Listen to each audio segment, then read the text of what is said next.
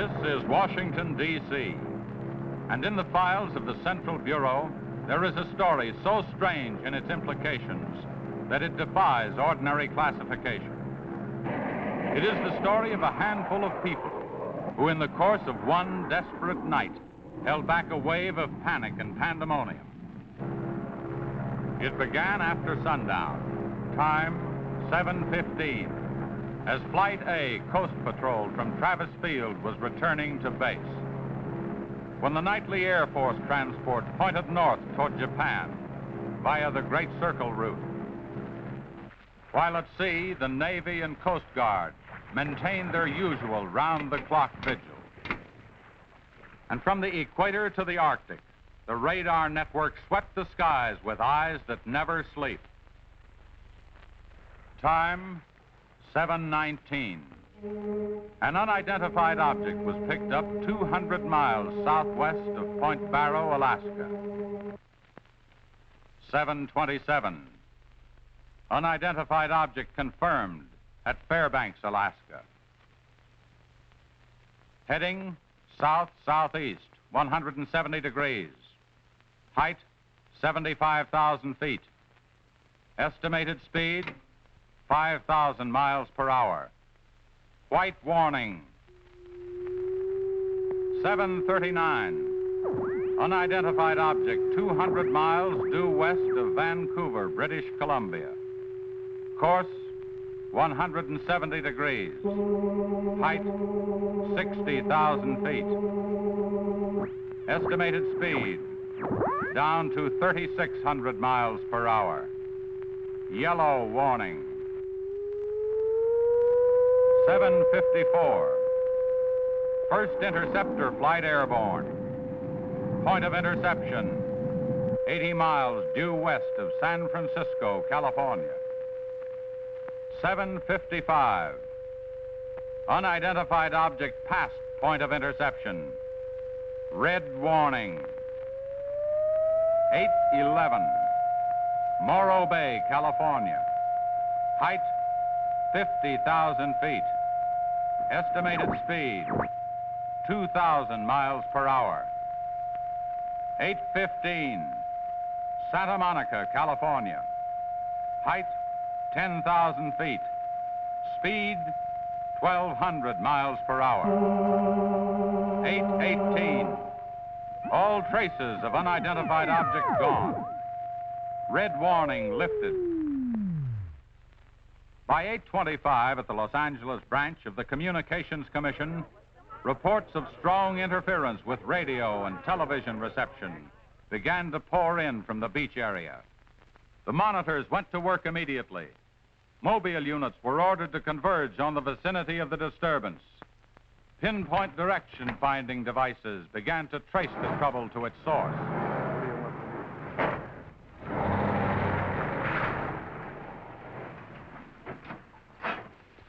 This is Mobile 1, Hazen speaking. We're at Ocean and Beacon Way, interference strength 2, bearing 27 degrees. Over. Mobile 1 from center, roger. Over. Mobile Center from Mobile 7, over. Go ahead, Mobile 7. This is Mobile 7, with Pacific Center and Beach 4, interference strength 3, bearing 39 degrees, over. This is Mobile Center, roger. Stand by. Mobile 1 and Mobile 7. From Mobile Center, point of interception estimated 3 miles north of surf.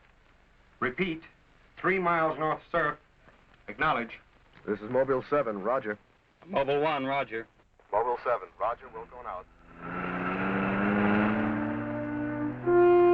Okay, Charlie, let's get moving.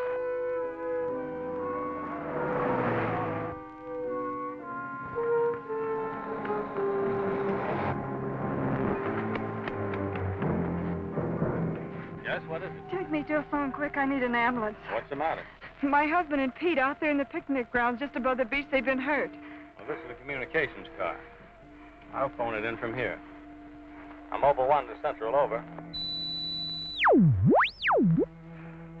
Did you make that out, Charlie? Not a word. I'm Mobile 1 to Central. I can't reach you. Repeat. They must be getting us all right. I'm Mobile 1 to Central. Have an ambulance sent to beach at surf. Emergency. 2 men hurt. Acknowledge. Roger and out. I'm sure they'll be here soon now. Tell us what happened. Oh, this man, he just kept coming at us. It was awful. Who? I don't know. He was wearing a suit like a diver. Hurry, please. They're hurt. Charlie, you better wait here. I'll go down and take a look.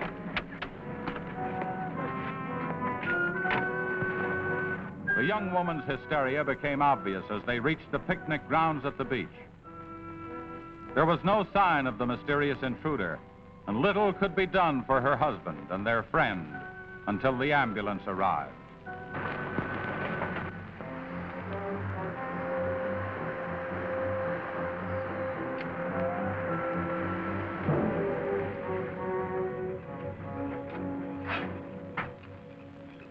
Hi, fellas.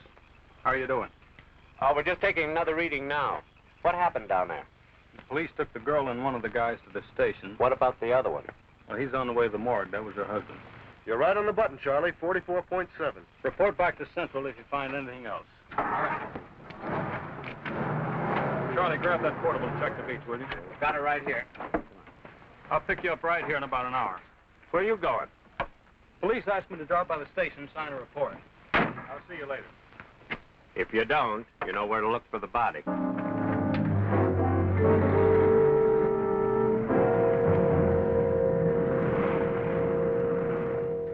Like I said, we were just starting to eat when we heard something tracking through the sand toward us.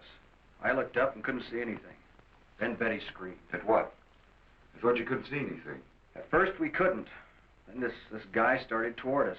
What kind of a guy? How should I know? He was wearing some kind of a helmet over his head. He could have been a deep-sea diver or anything. All right. After you saw this diver, what happened?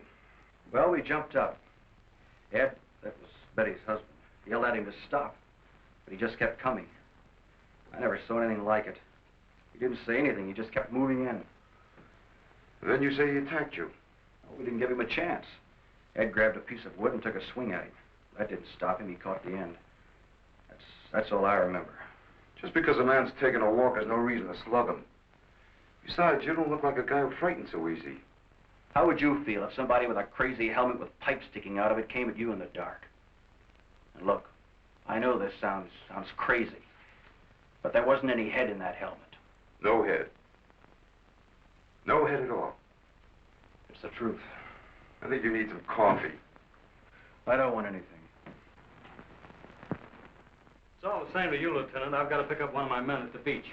Okay, thanks for coming down, Hazen. Hope I didn't put you out. No trouble. So long. You too. All right, let's start at the beginning. How well did you know the dead man? And his wife? Betty and I went to school together. I knew Ed a year. How long were they married? About a year. Wasn't her husband a little older than she? I don't know. But you said you and Mrs. Evans went to school together. And you never discussed anything personal with her? She did mention he was older, yes. How much? 15, 20 years. What difference does that make? That wasn't too hard now, was it? Where do you live? 629 and a half East Palm Court. Why? That's where the Evans live, isn't it? Yeah, I board with them. You do, huh? Now, Mrs. Evans is a good-looking woman. What are you trying to say?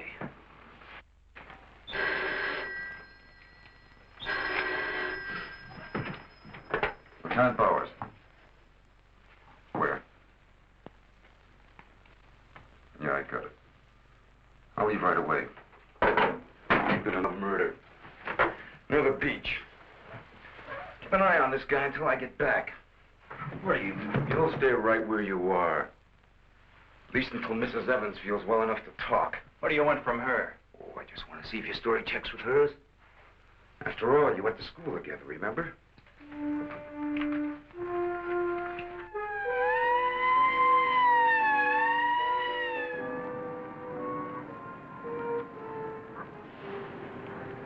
You say there were no witnesses, huh? None yet. Anything missing? I don't think so. The cash register wasn't touched. Get a breakdown of the inventory as soon as you can. What about fingerprints? The boys are working on them now.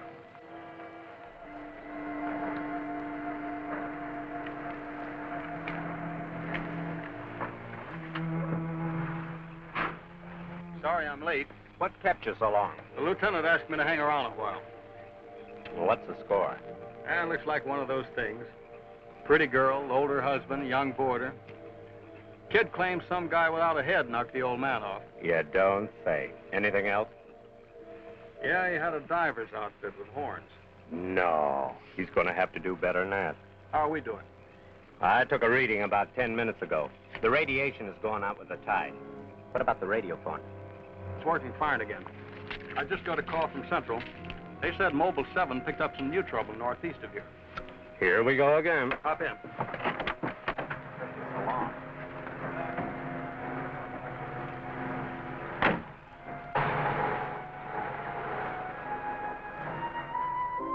Who reported this murder? There he is there. He lives next door.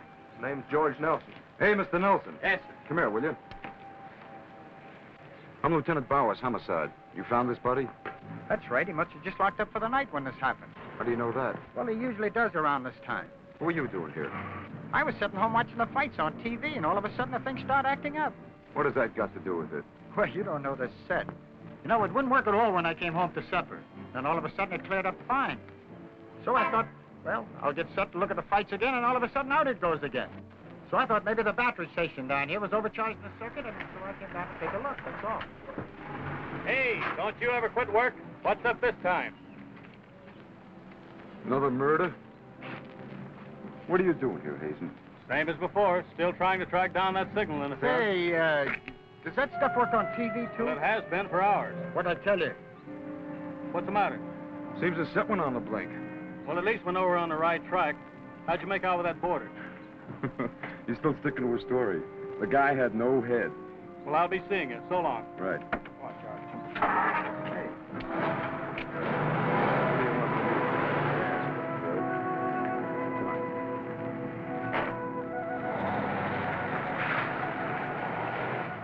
And so the communications team resumed its mission to track the mysterious interference to its source. Via accurate readings taken at regular intervals by stationary and mobile units, it was determined that the disturbance was moving in a northeasterly direction. By 10:34, Mobile Center had pinpointed the disturbance at the edge of the Huntington oil fields. Units 1 and 7 were instructed to close in.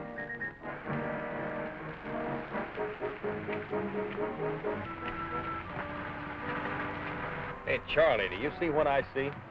Yeah, the oil field. Let's hope our trouble's burning up. Well, there's only one way to find out.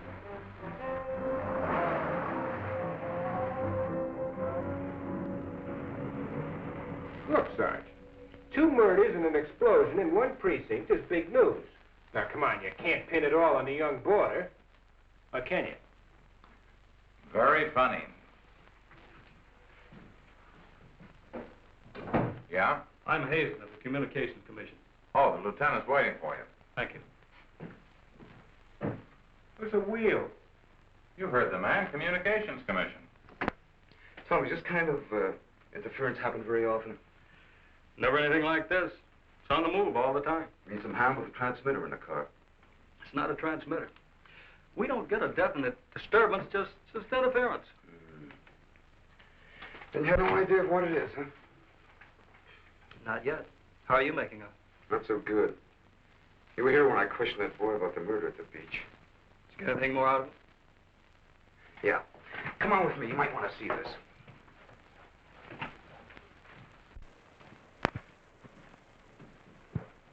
Ah, I see you're just about done. Thanks, you can go now.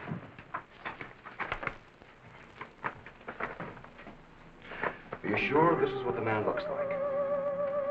What do you say, Betty? Well, just about, only I think the tubes were a little lower down.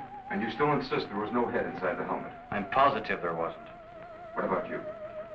Well, it was dark. I couldn't swear to it. Thanks, that'll be all. You mean we can go now? Yeah, for the time being. Just stick close to home. I may want to see you again tomorrow. We'll be there. Come on, Betty. Kind of changed your mind about those two, haven't you? Yeah, I guess I have. Hey, look, bring in the old man, will you? Don't tell me you believe this story about this This, whatever it is. I know it sounds as phony as it ever did. But, oh, sit down, will you please? You're the watchman at the Huntington oil fields? Oh, yes, sir. I've been with the company for over 22 years, sir. Yeah. Will you tell Mr. Hazen here exactly what happened? Well, sir, like I said before, I was just closing the gate for the night when I saw this fella coming up. I was never so scared in my life. Yes, go on. Well, it wasn't the man so much as the suit he was wearing. Well, he wouldn't stop when I hollered at him. He just pushed his way right in there through the gate and walked right up to the tank. Now, you carry a gun? Did you try to stop him? Oh, well, he was much too close to the tank. I was afraid to shoot. So I thought I might call for help. And just as I got to the shack, the tank blew up. Oh, you should see this sight. Yeah, sir, can you give us a description of this man? How would you say he was dressed? Well, sir, like I said before, he wore a sort of pliers, not outfit, with a helmet attached to it. How tall was he? Oh, he was a giant of a man. And he had tubes sticking out of that thing, that helmet he wore. Can you tell us what his face looked like? Well, sir, though he got pretty close to me, I could swear the man had no face. Now, if you saw this man again, would you recognize him? I mean by his outfit. Oh, I'll never forget that sight if I live to be 100, sir. Would you say this is the man? Wait, sure, that's him. Thank you very much. You may go now. All right, sir. Thank you. Well, Hazen, what do you say now? Beats me. The descriptions check all right. This could be some kind of flying suit. High altitude equipment. Yeah, that's what I've been thinking. Well, how do you explain that stuff about the missing head? No, we can discount that. These people were frightened. It's night. Nobody really took a close look at it. I guess you're right. But whoever he is, that outfit doesn't look like one of ours. Of course, he could have been dropped by parachute. You mean sabotage? I think we better wire a report to Washington and see what they say. Oh, you can use our teletype. I'll tip off the LA police to be on the lookout for something unusual. Hey, wait a minute. What about the press? Oh, I don't think they know too much now. We better keep it that way for a while at least, till we find out whether our friend is still around here. Well, if he is, I think we can find him for you. My hunch is that he's carrying something around that's causing all this disturbance, whether he knows it or not.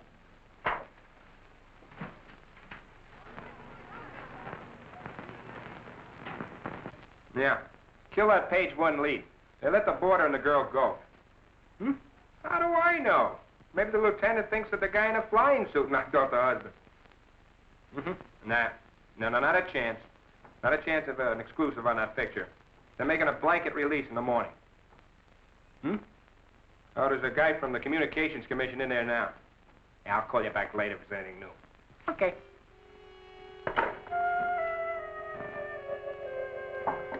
Come in. Sorry to interrupt you, Lieutenant. Yeah, what is it, Jim? There's a teletype cam for you. Oh, thanks, Jim. We're waiting for it. That was fast.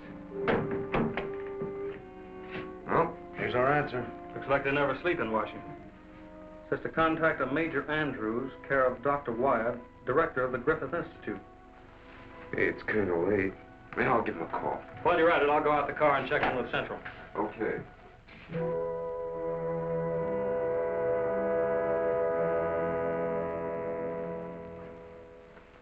Well, that's the story up till now. We got in touch with Washington. They told us to contact you here. Very interesting. What do you think, Doctor? When I see something like this, I understand why you gentlemen might have thought sabotage was involved.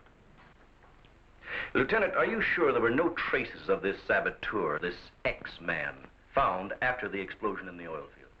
Fire department went over every inch of the area. Didn't come up with a thing. Well, then there's a strong possibility that he might have perished in the explosion itself. I doubt that. We're pretty well convinced this man is carrying something that's responsible for all the signal interference. According to the last report I got, there was a definite disturbance about 3 miles east of the oil fields, sometime after the explosion. Well, then if he's alive, you should be able to keep an accurate check of his whereabouts. Not that easy. As a matter of fact, we lost contact about 3/4 of an hour ago. Maybe you realized you were trailing him and got rid of whatever he had that was causing the disturbance. In that case, there's nothing much my department can do to help you. I guess it's up to us. Unless you have some suggestions. Well, let me think out loud for a minute. It might just be that what we've been talking about so far, and this phantom, as we'll call him, ties in with what the doctor and I have been discussing. That is very possible. I don't know whether you know it or not, but somewhere around 7:30 this evening, our radar networks picked up an unidentified object off Point Barrow, Alaska. They traced it clear down to Santa Monica before they lost it. Santa Monica? That's where we first picked up our radio interference. Yeah, right at the scene of the murder. Well, then, if all these things tally up, we've got some idea of how our man got here. You mean that he came in some plane? In that case, somebody would have seen it land and take off again. Or did it crash? No. No, we don't think it was a plane. No rocket or jet that has been built so far can attain the speeds of 5,000 miles an hour, particularly for such a great distance. And maybe we're on the wrong track altogether. Couldn't your unidentified object have been a meteor? They travel at a terrific speed. Yes, fast enough for most of them to burn themselves out the moment they hit the Earth's atmosphere. And did it occur to you that meteors are not very likely to travel horizontally, all the way from the North Pole to California? If it wasn't a meteor, or a flying missile of some type, how do you figure this phantom ties in? We're not sure that he does.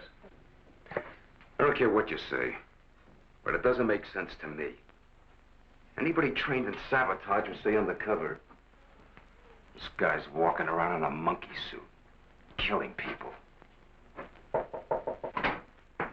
Excuse me, Dr. Wyatt. Is there a Lieutenant Bowers in here? Oh, yes. What is it, miss?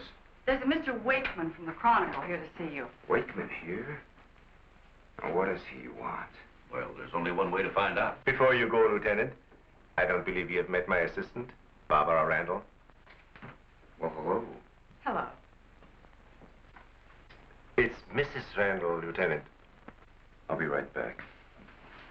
Barbara, you know the Major. Of course. And this is Mr. Hayden, the Communications Commission. How do you do? Well, I see you are working a little later tonight than usual. Yes, my husband's teaching a late class, and he won't be able to pick me up for a while. Besides, I had some work to do in the lab. Well, at least you'll have lots of company. All right. So I shouldn't have come up here. But I gotta get your angle on this Beach murder. And your whole department is shut up. Look, Wakeman, will you stop bothering me? There's nothing to say. If you got an exclusive story from that Evans Damon or Board, then you know as much as I do. Yeah, but that still doesn't explain anything about the guy without a head. Come on. Who is it? Your guess is as good as mine. Do you mean you let those two kids go without knowing that? I don't buy it. Well, I did. Well, then you must have an awful good reason. I bet you're trying to tie it in with that other murder. All right, Lieutenant. Don't tell me. I'll get my story somehow.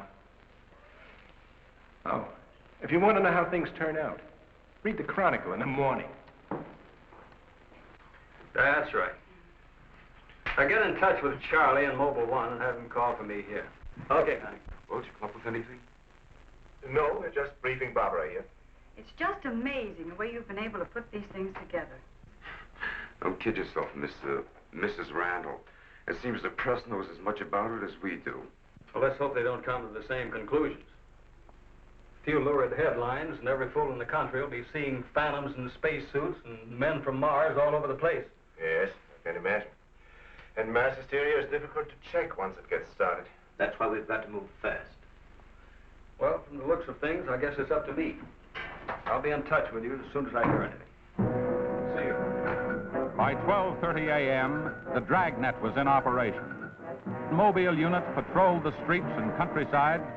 They covered an area 35 miles square. Special and sensitive equipment was prepared for action. Everyone on the job was ready to move on the first signal from the Communications Commission. Monitor Corona to Mobile Center, strength 4, Brickyard at 160th, moving toward oil fields. Contact your units. Over and out. Units 1 and 7 from Mobile Center. Units 1 and 7 from Mobile Center. Strength 4, interference at 160th in the oil field. Moving due east. Close in. Repeating, strength 4, interference at 160th in the oil field. Close in.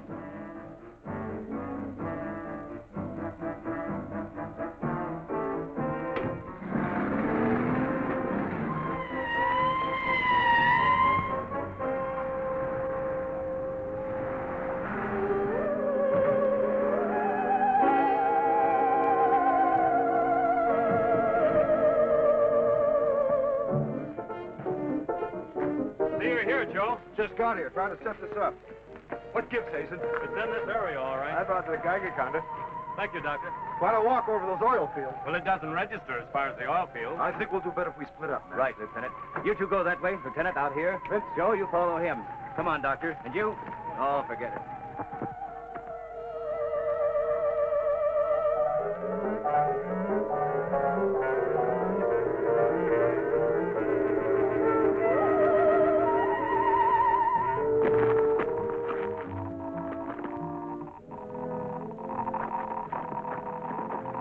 Hey, look at this. Yeah, points this way. Hey, Joe! Joe!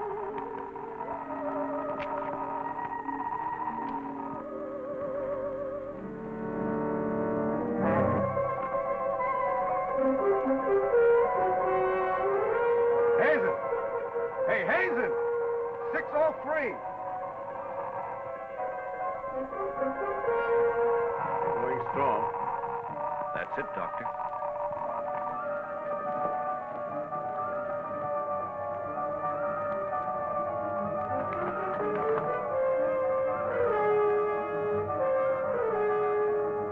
It's leading this way. Come on.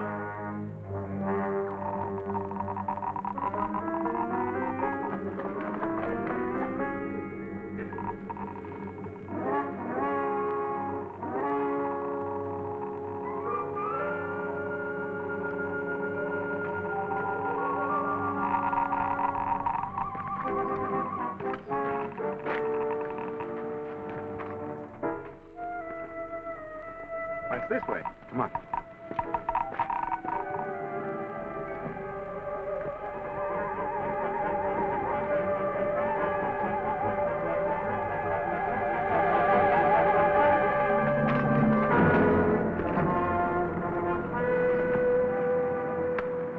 Come on.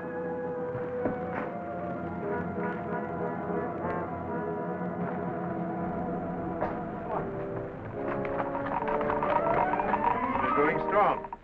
Good. How's That's yours right. looking? Checks with me. Sure does. He's here. We saw him. There he goes. Come on!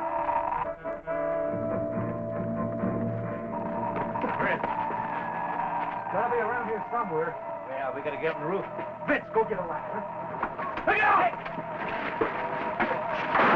Let's cut him off! Come on. Around here.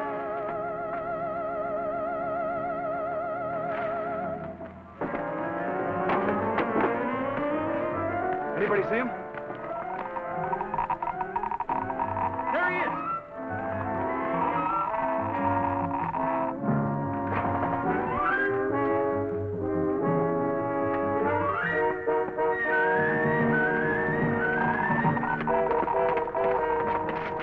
Got him now. We'll give you 10 seconds to come out of there, starting now. 1, 2, 3, 4, 5, 6, 7, 8, 9, 10. We're going in. Help you guys cover the door. Come on.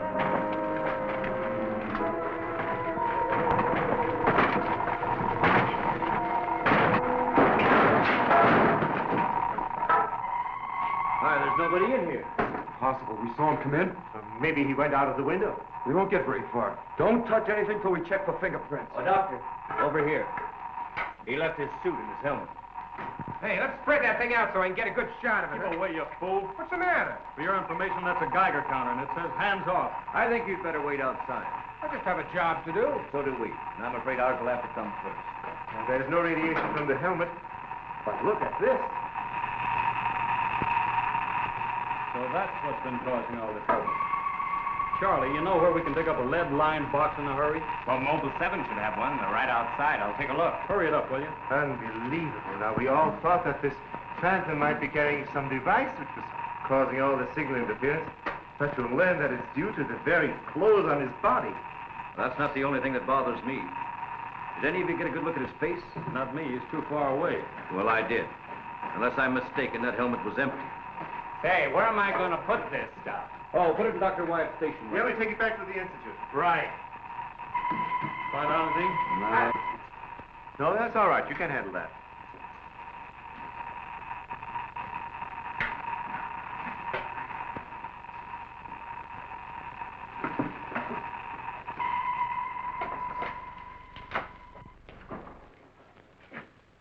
Any luck?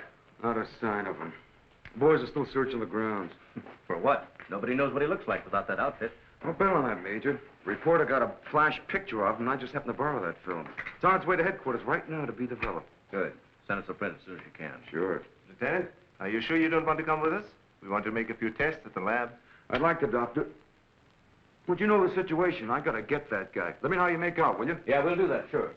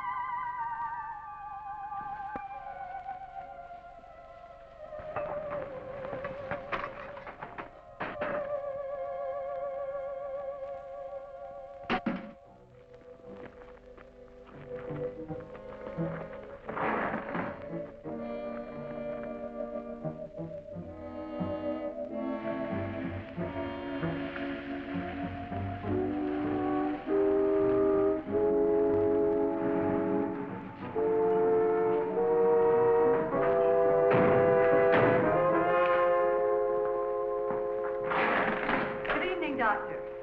We were just on our way home when we saw you drive in. Good evening, Barbara. Hello, Bill. I see we got here just in time. Anything new? Lots of excitement, but that's all. Major, you know Barbara's husband? Oh, of course. How are you? How are you? Hey, it's a nice-looking dog you've got there. What's his name? His name? Venus. Say, Bill, I hate to ask this, but something important has come up, and I wonder, can we borrow Barbara for about an hour or so? I suppose so. Of course. Darling, why don't you go and do the shopping? Here's the list. The market's open all evening. I may as well. See you later, darling. I'll take the dog and tie her up. Thank you, Bill. Good night. Good night. I'll give you a hand with it. Oh, thanks, Doc. Easy now. Look out for your fingers.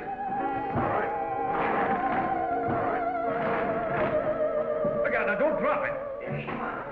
Venus, come back here! Venus, come back here!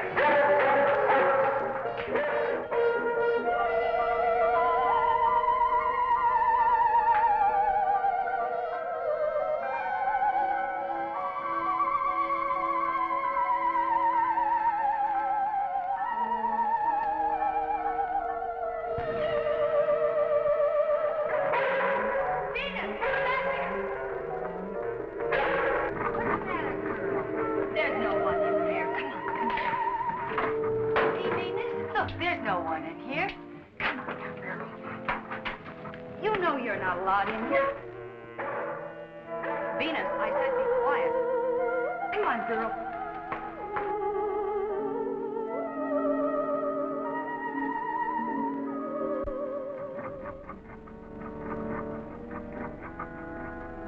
Now you stay right here, Venus, and I don't want to hear one sound of it.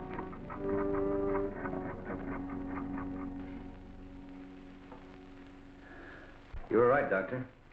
There are no fingerprints anywhere. What's all this? Hey, don't touch anything. You better put some gloves on. Our friend, Mr. X, left this suit at the oil refinery. You mean you were that close to him and you didn't catch him? I'm afraid so. That's up to the police now. Hand me those shears. I want to cut up this material to work with it.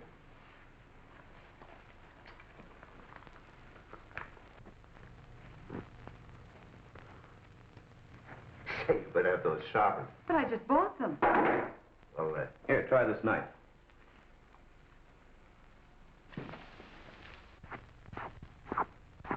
That still won't cut. Let me try.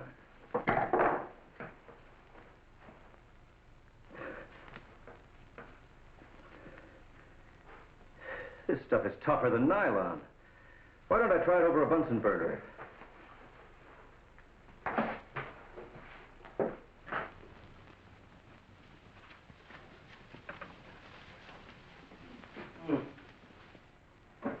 It doesn't burn either.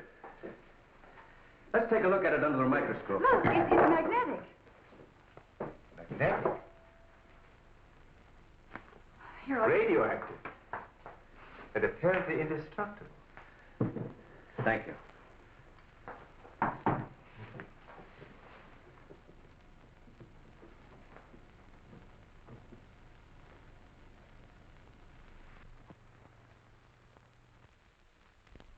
What's the matter? You tell me. Take a look at that weed.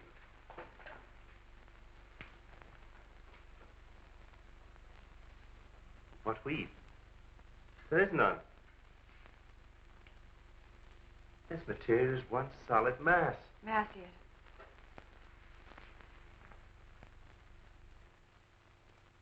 Why, you're right. It must be some sort of plastic. No. I'd say it's a metallic substance of some kind. Well, I've seen a lot of interesting alloys, but never anything like this. Let's try an acid test. All right. Go ahead. Careful now. We'll only take a drop or two. It repels acids like a raincoat repels water. Why, there's no reaction. Well, Major, this looks as though we were going to be here for a long time.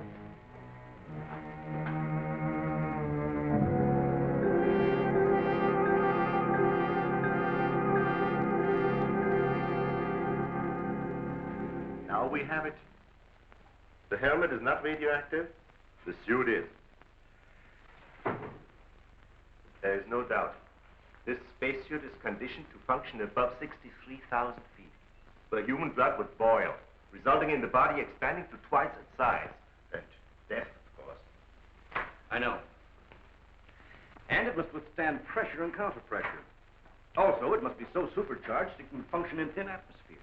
Now, let's see what it is that is left in this breathing apparatus. Well, how are you doing? The gas from the helmet tank breaks down to 11% methane. Ordinary marsh gas? What's the rest of the formula? Oh, that's where I'm stuck. I can't figure it out. It just doesn't respond to any of the usual tests. Well, how could anyone exist on that combination of gases? You and I couldn't. But apparently someone can. Oh, Doctor, are you trying to say that our X-Man doesn't breathe oxygen and hasn't the metabolism of a normal human? I really don't know. From what we've seen, he has some physical characteristics which make him appear human. But added to them is this fabulous radioactivity that none of us could stand. I am puzzled.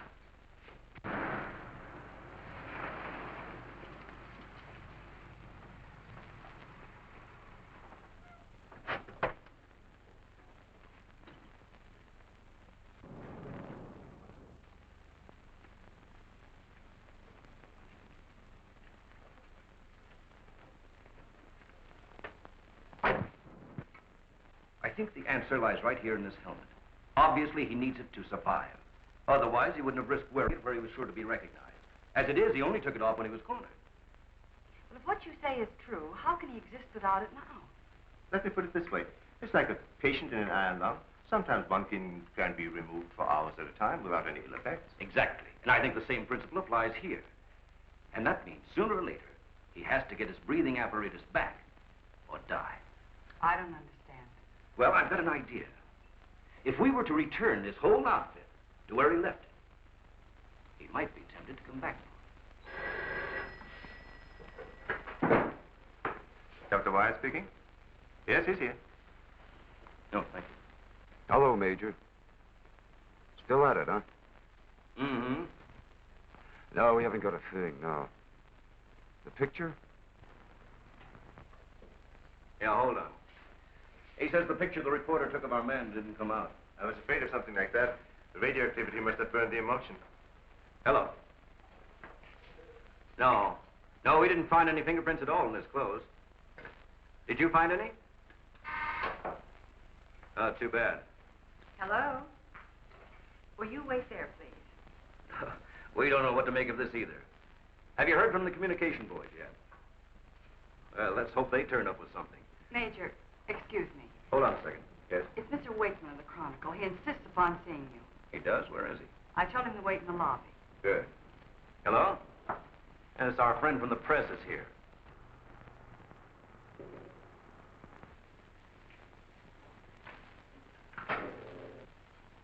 Don't worry, I wouldn't dare let anyone in on anything.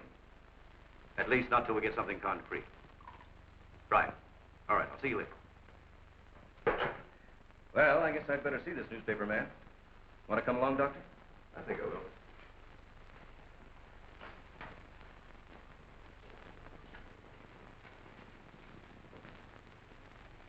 Oh, hello. Remember me? Certainly, yes. A nice lot of gadgets you got here. We think so. What's on your mind? Well, I was wondering if you might let me take a couple of pictures of that suit you brought up here. I'm sorry, we can't do that. Oh. Well, now, look, I got a wonderful picture of the guy running in the shack, and the lieutenant stuck his nose in my business, and what do I get? A blank.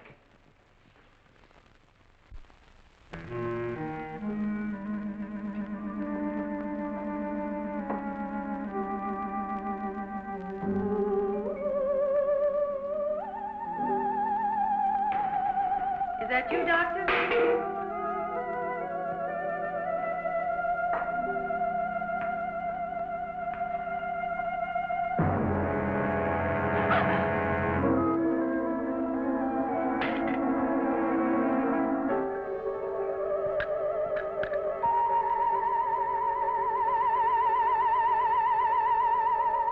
Well, you must have some lead on this guy, otherwise you wouldn't have brought that suit up here.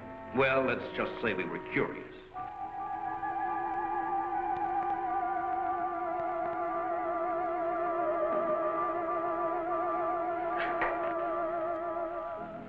Hello, Bill. I back so soon? Isn't Barbara through? I don't know. She's still in the lab. Why don't you go up and see? Thanks, I will.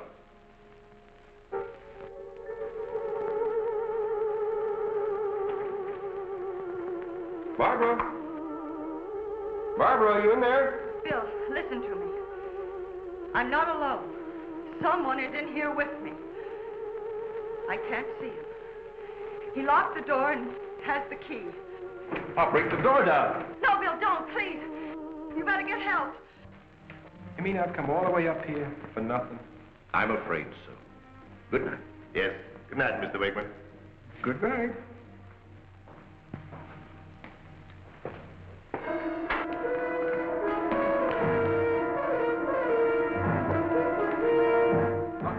Major, come quick. What's the matter? What's the matter? Where's Barbara? In the lab. The door's locked and there's someone in there with her.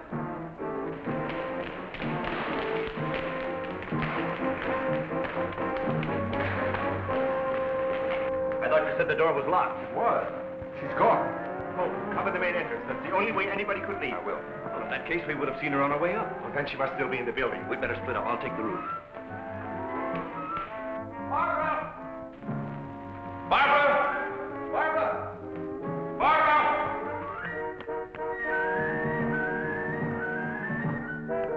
Barbara! Barbara! Where are you? Barbara!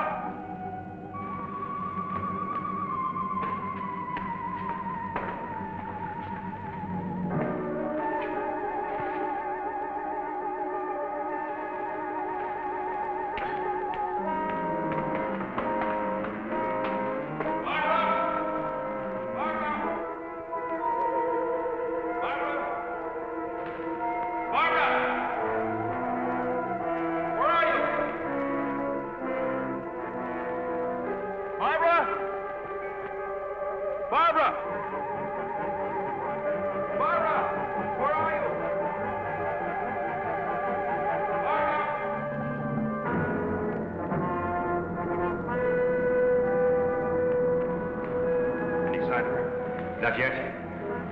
She must be around here someplace. Now, you stay here. Watch the main entrance. And I'll check the basement. All right.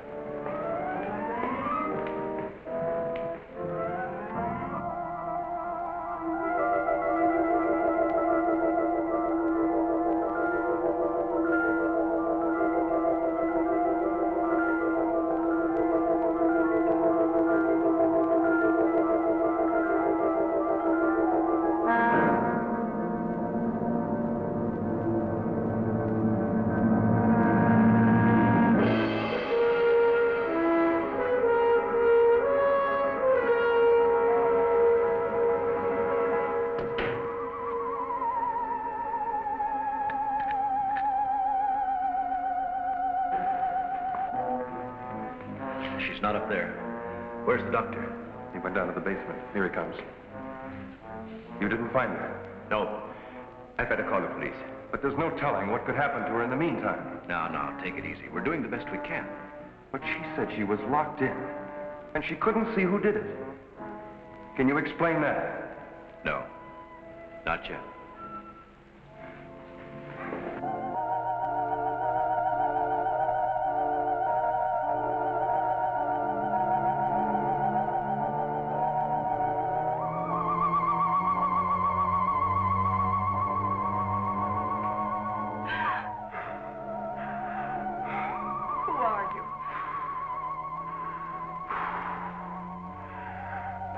Don't come near me. I'm warning you, don't come near me.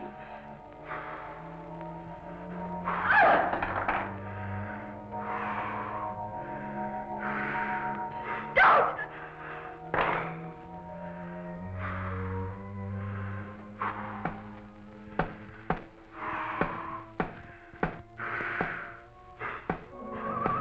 The code. I don't understand. You're trying to tell me you need it to breathe, and there isn't much left in the tank. 1, 1, 2, 1, 1, 2, 3.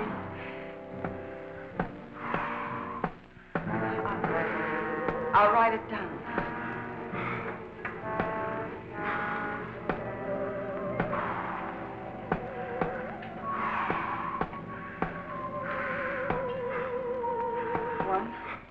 One, two, 1, 1, 2, 3.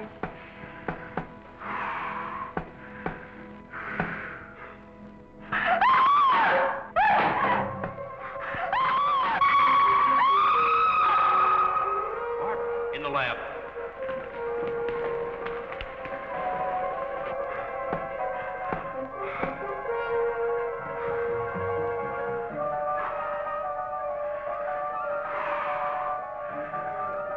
No, please, don't. She's in there. Barbara! I can see his hand from the ultraviolet lens. I'm sure it's open. Darling, are you all right? I think so. I'm looking for him. I just saw him, so he must be in here.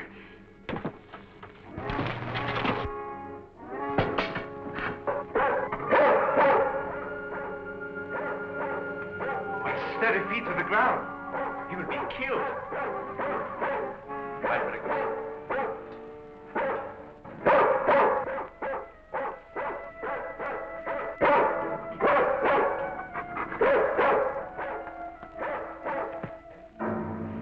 It was frightening.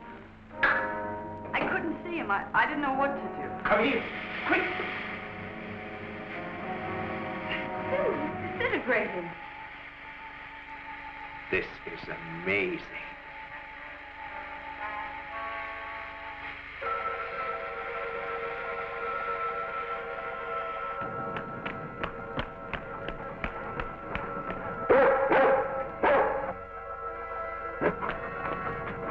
Now, quiet down, Venus. Quiet down.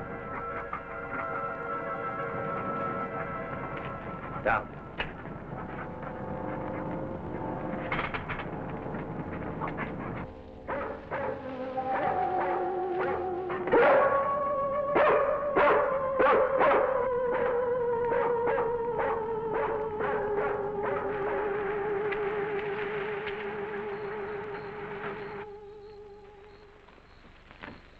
Mobile Center from Mobile 1, come in, please.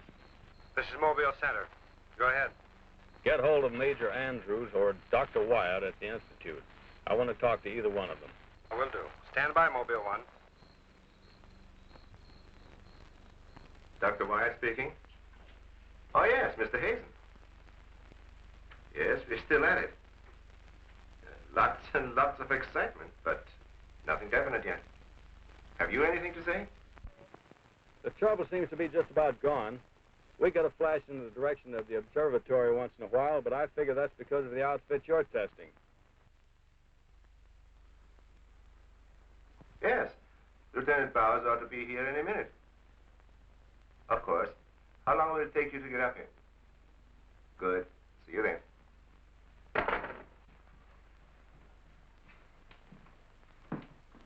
Thank you, gentlemen. Put it down here, please. Barbara, putting that cord in over there. Now you're going to see. I have to resort to ultraviolet light in order to show you what little there is left of the spacesuit. As you can see, it has reduced itself to this liquid, and it is in an evaporating stage. The helmet is in the lab and still intact.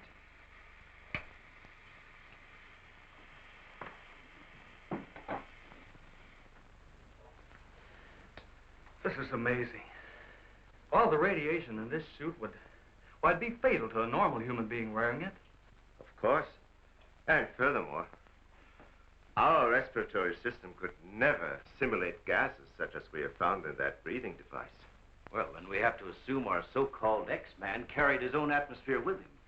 Excuse me, but as a matter of curiosity, why do we refer to this thing as a him? I thought it was invisible. Under normal conditions, yes. Yet, Mrs. Randall did see the imprint of a large foot and a masculine hand under ultraviolet light. How do you explain that? I don't know, but the human body is composed of various elements with a carbon base. Like coal? Yes. Now, suppose we maintain the same chemical composition in the body of the X-Man, but substitute silica for carbon. Silica, that's glass. Exactly.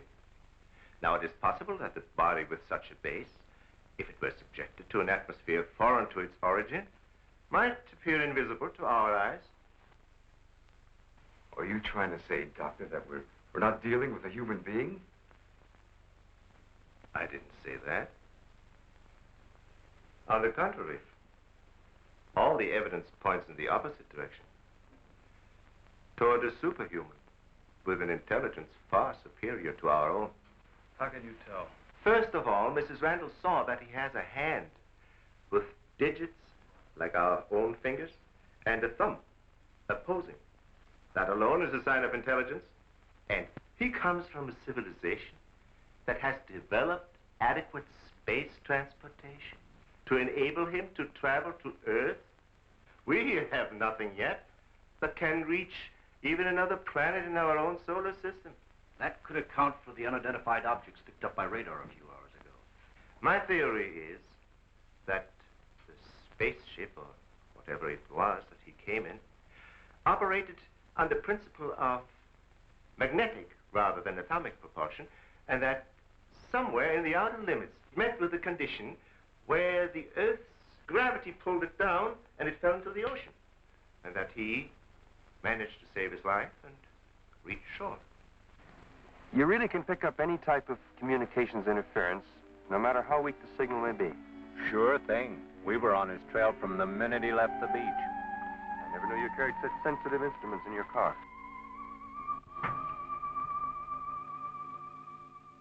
What you told us is very interesting, Doctor. But I've got to make an official report to headquarters. Are you willing to be quoted that the criminal we're after is a creature from another world? All I can say is, we know that our Earth is not the only planet capable of sustaining life in one form or another. You can quote that. All I've got to go by is some footprints in a hand. That isn't much. No fingerprints, no description, no nothing. And we're after a killer. Has it occurred to you that our X-Man has no apparent motivation for his acts, and might therefore not be an intentional criminal at all? You have a point there. Hey, wait a minute. Come to think of it, the young boarder we suspected, he did say that the girl's husband threw the first punch. So? So that could have been enough to provoke the strange creature. And the same could have happened at the second murder. Sure. What about the fire in the oil fields? Evidently, our man sensed the presence of some gases, which he thought might be utilized in his breathing apparatus. Yeah, that could account for his presence at the oil refineries, where something went wrong, causing the explosion. Too bad he got wise to us and took off his uniform, or we'd have been able to catch up with him by now.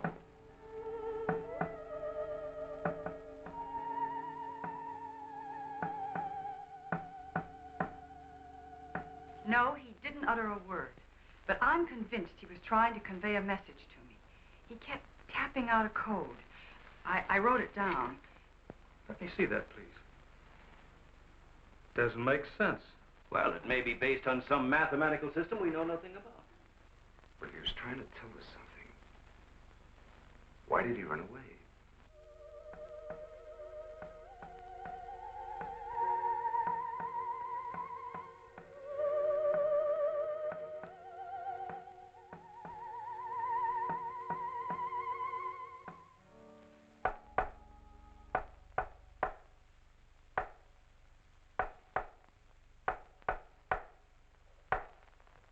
What do you think of that? Hell, Hazen must be crazy sending out stuff like that. I guess so. Why don't you try and get a hold of him? Yeah. Mobile 1 from Mobile Center. Come in, please. Mobile 1 from Mobile Center. Come in, please. Mobile 1 from Mobile Center. Come in, please. Hey, that's Central calling.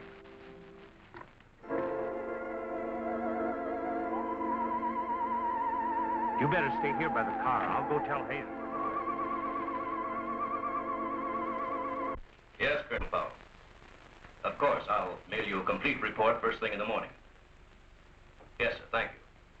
Oh, and I'm awfully sorry to disturb you so late at night. Right, good night, sir.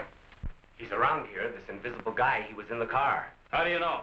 I was talking to Randall outside when I heard Central calling. Before I could get over to answer, I saw the door open and shut by itself. He's desperate. For all we know, he could be trying to send a distress signal to his home base, wherever that is. Well, let's hope he doesn't get through. We've got enough problems with just one of those guys. Well, at least we know he's around in the vicinity, and it's obvious what keeps him around. Of course. He's got to come back for what little gas there is left in his helmet.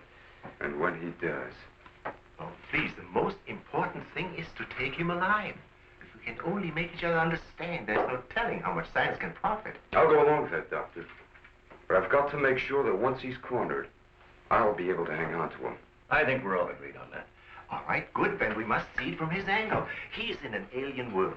No doubt we are as frightening to him as he is to us. Now, the most important thing, then, is to keep calm at all costs and do nothing to provoke him. Immediately, a simple plan to trap the Phantom went into operation. All obstacles to his entry were removed. To erase any possible suspicion, the doors were left unguarded, and inconspicuous electric eye equipment was set up. All this was connected to a makeshift control board, which would immediately signal the exact location of the trespasser. Now, there was nothing to do but wait. The one road leading to the Institute was blocked off to make certain no outsider would upset the plans or interfere in any way. What's the big idea? Sorry, nobody's allowed through here. Who says so? Lieutenant Bauer's orders. Oh, is he up there? He might be. Well, you get word to him that Joe Wakeman of the Chronicle is here. Sorry, Bud, I can't leave. Oh, what about them over there? Hey, you over there. Me? Yeah. Aren't you the guy from the communications outfit? Didn't I see you down at the oil fields a couple hours ago? What of it? You got anything to do with this? Well, you'll have to ask Lieutenant Bowers about that. How can I if he won't see me? That's a good question.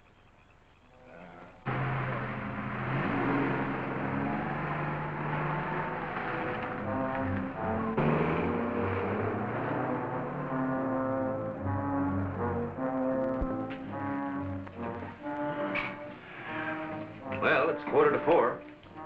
Sure taking his time. Time's cheap.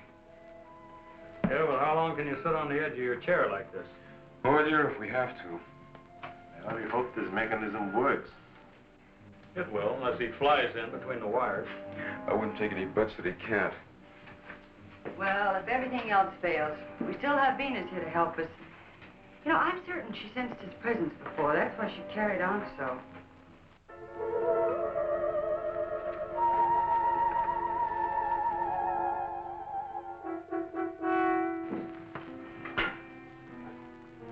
What's the matter, Lieutenant? Is this thing getting you? Oh, no. I'm just thinking about public reaction to all this. I'll give something to the press by morning.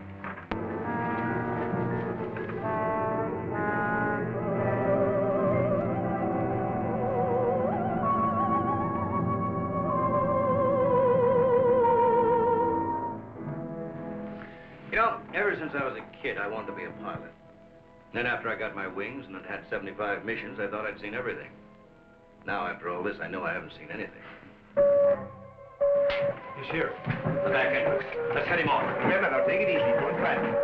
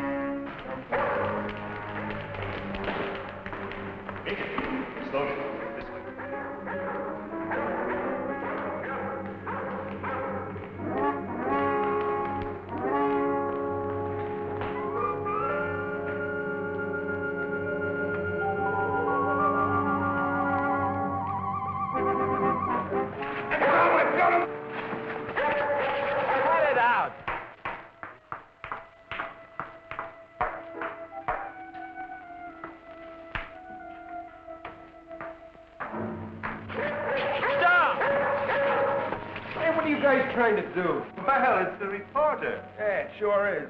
What's going on around here? You guys crazy?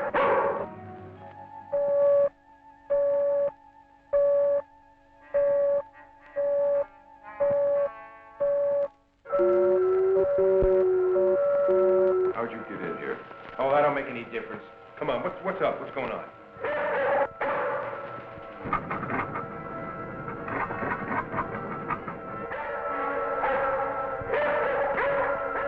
All right, Lieutenant, you better tell him. I'll reset the wires.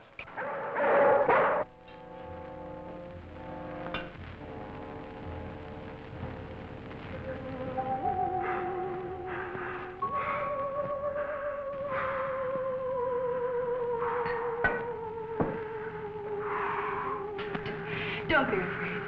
We want you to live. Don't you understand? Can't you speak? Can't you say something, anything, in any language?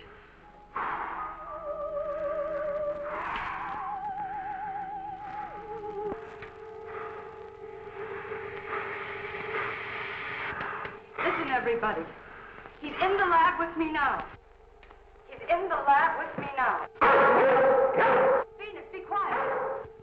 The door is unlocked. Hurry, he's having trouble breathing. I don't think he can last much longer. And please, don't let Venus get at him. And walk in quietly. Quiet, Venus.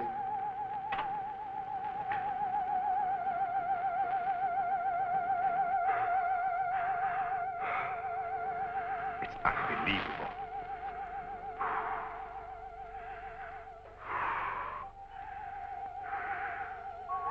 You see, there's nothing to be afraid of. Nobody wants to hurt you. I've tried to reason with him. I feel he understands, but he can't speak. Wait a minute. I'll try his code. I think I remember it right.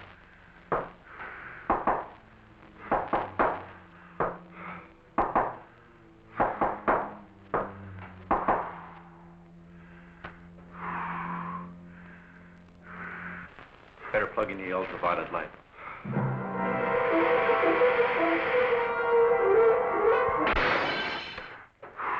Oh, you scared him.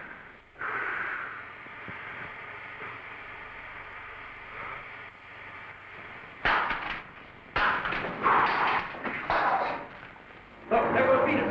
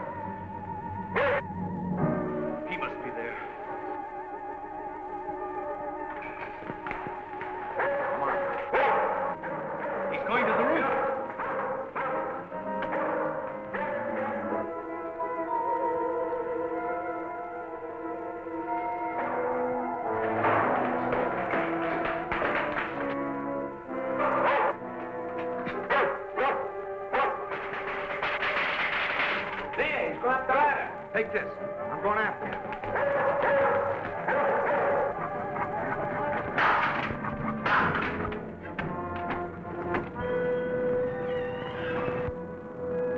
The door. In here by the big telescope.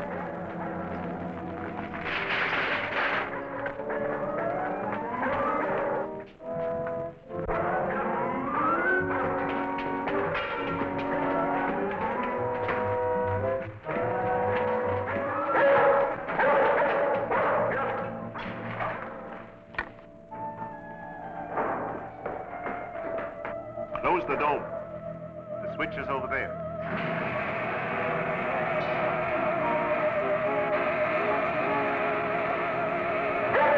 Smoke senses something. Quiet, Venus. Well, if he's in here, he'll never get out now. Door was closed. This is what I've been waiting for. Please, Lieutenant. This is our last chance. We have to take him alive. Plug in the lamps. There's an outlet here.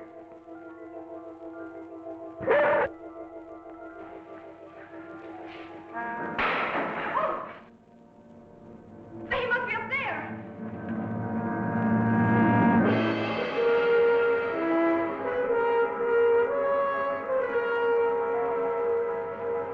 His whole body's gone. If I hadn't seen this with my own eyes. What do we do now? Stand back.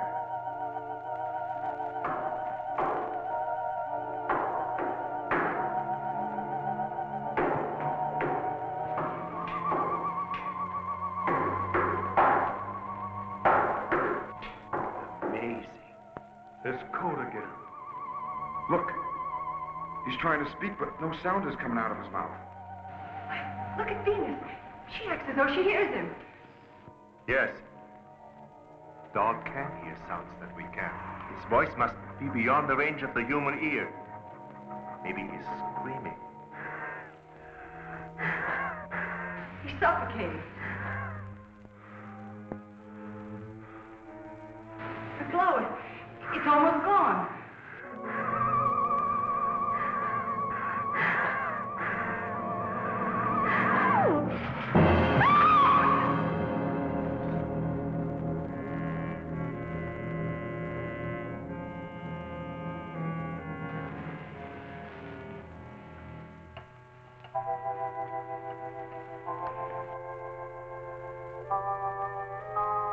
We won't need these lights anymore.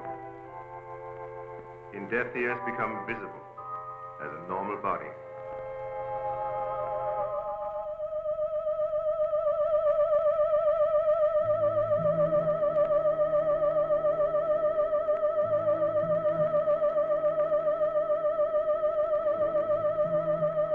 Look.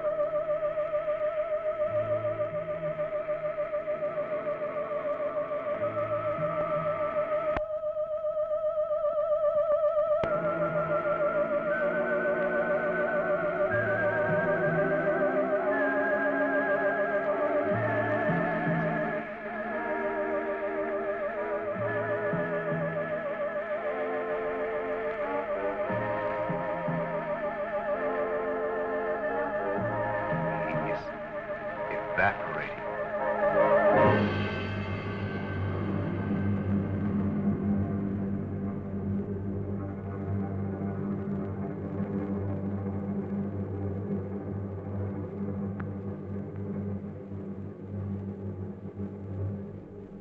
So he came here, wherever from, and right before our eyes, his body went through the final phases of life.